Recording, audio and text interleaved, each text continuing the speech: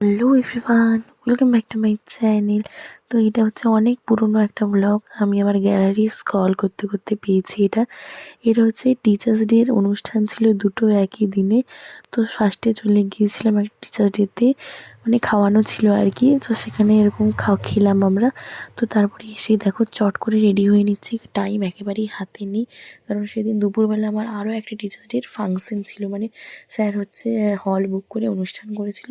তো তার জন্য আমি তাড়াতাড়ি রেডি হয়ে নিয়েছি, একদম টাইম নেই, 3:30টার মধ্যে স্যার যেতে বলেছে। আর আমি খেয়ে এসেছি ওখান থেকে 2:30টার পরে। তো আমি 3:30টায় যেতে পারিনি, আমি 4টার মধ্যে গিয়েছিলাম ওখানে।